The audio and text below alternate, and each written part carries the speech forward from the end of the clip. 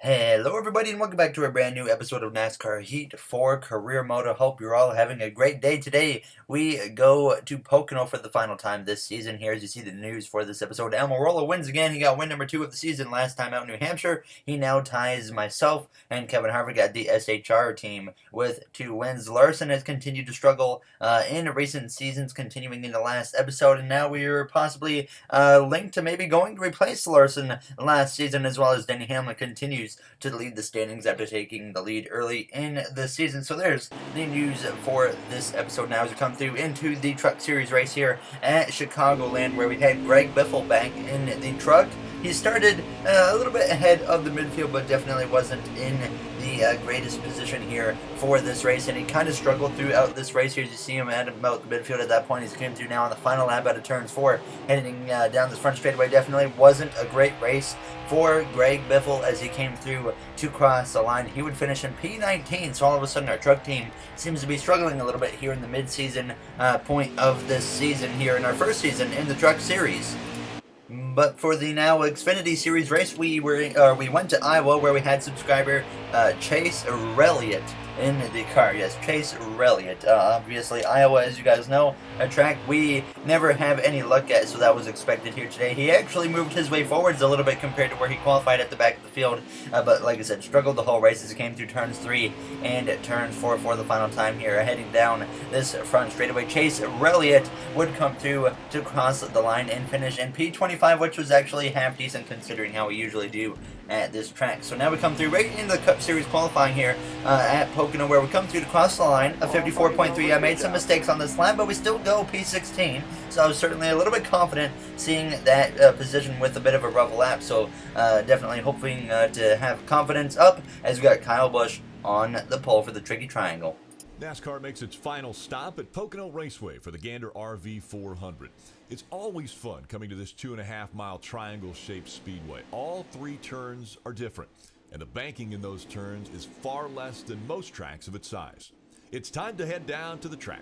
Alright, thank you, Rick Allen. We're ready to go green here for the Gander RV 400 at Pocono Raceway. There you see Ryan Truex, who's one of our friends. Chase Elliott starting at the back after failing optical scanning station multiple times. Kyle Busch on pole in that Skittles Toyota Camry for Joe Gibbs Racing as we get ready to start on this outside lane alongside the 12 of Ryan Blaney for Penske Racing. And in front of us, we got the 42 of Kyle Larson now as the green flag is out. And we are underway here at the final time this season at the Tricky Triangle. Kyle Larson, we definitely know is going to have to win his way into the playoffs once again for the 3rd season in a row. And unfortunately, in our first 2 seasons for Kyle Larson, who's my favorite Cup driver currently, obviously, he has unfortunately failed to make the playoffs in both of our first 2 seasons so far. And it looks like unless he wins, he's going to fail to make the playoffs once again now. As obviously, we're in a weird situation right now this season as we've had so many surprise winners. We only have 3 drivers in on points right now, and that's Martin Truex Jr., Eric Jones, and Brad Keselowski. Keselowski is the last driver in the playoffs,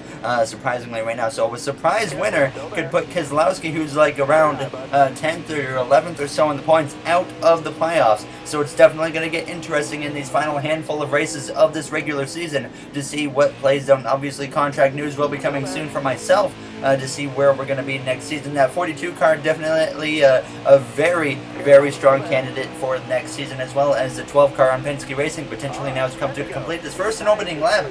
Getting down to the bottom, this kind of group of cars here was kind of being held up by the 6 of Ryan Newman, who seemed to be struggling a little bit here on this first and opening lap. So I moved through down onto the apron, actually down into turns 1.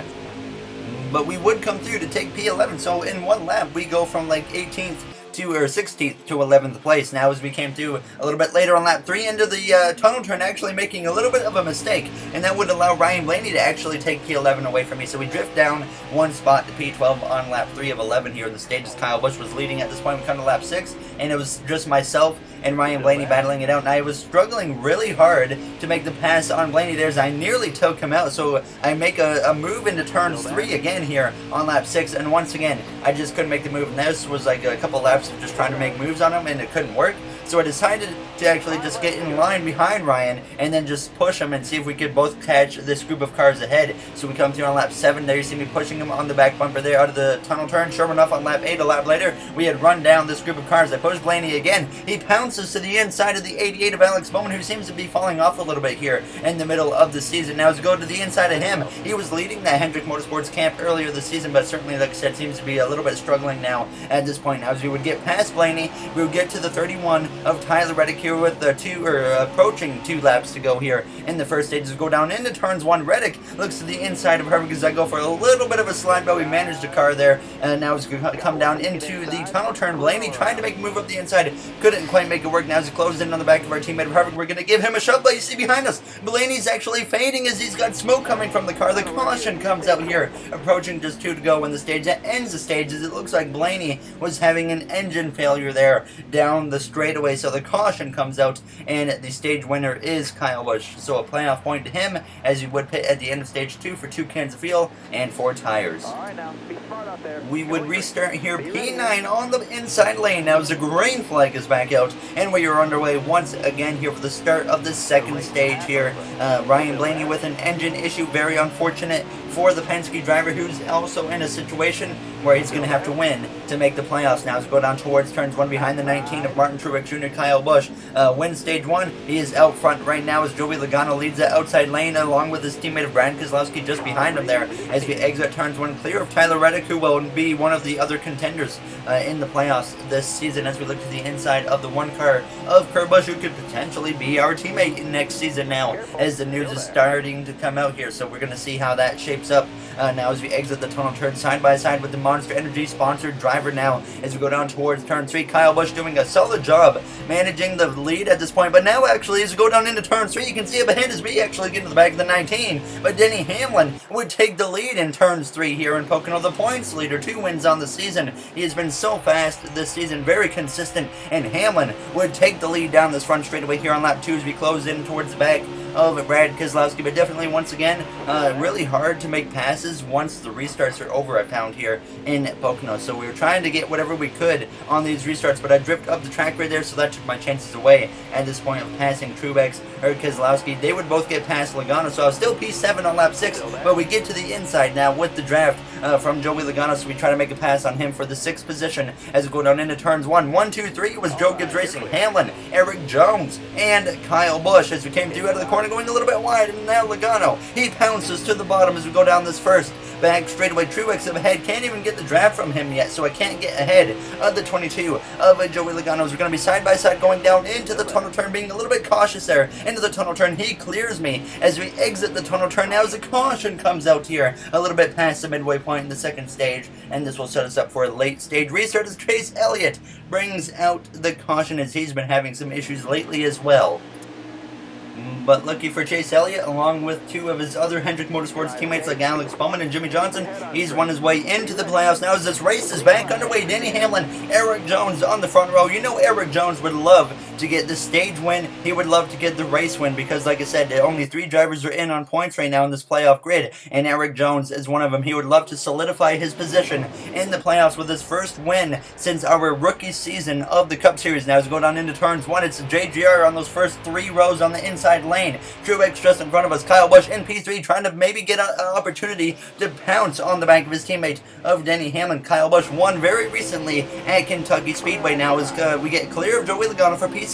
Keselowski side by side with Martin Truex Jr. as we went down into that tunnel turn, and then Keselowski, he would get past Truex on lap 11 as we were approaching the white flag of the stage, and I get to the inside of Truex as we came out of the tunnel turn past him. We go side by side with Keselowski down into turn 3. We pass him, and we were closing in towards the back of Hamlin, Kyle Busch, Eric Jones, who had taken the lead here in the late moments of the second stage on this final lap now. In the second stage, as we go down in through the tunnel turn, going down under that double, or not the double yellow line, but the single yellow line, but obviously perfectly legal at a track like this. Now as we close up right on the back of Kyle Busch and Denny Hamlin, and Eric Jones leads the way through turn 3. We're going to look to the inside of Kyle Busch now as we come through turn 3. We're going to move up the track a little bit now as there's a little bit of contact made with the 18 of Kyle Busch, but we keep it straight. Eric Jones win stage 2 as we cross the line to get P4 here as Hamlin and Busch, P2 and P3, Truex and P6, which is the worst JGR car.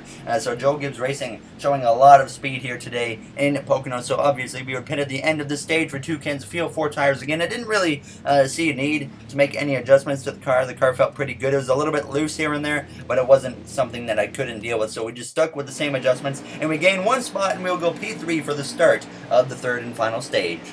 Erik Jones looking for that first win of the season and to put himself in the playoffs now as the green flag is out, and we are on the way now for the 3rd and final stage here at Pocono Raceway. 13 laps remain. Kyle Busch to our outside, Keselowski and Logano on that row behind us now, as Hamlin would love to get win number 3 on the season, which would be the most wins this season of any driver. Big surprise, because at this point last season Kyle Busch had 7 or 8 wins, and obviously that was the most of last season.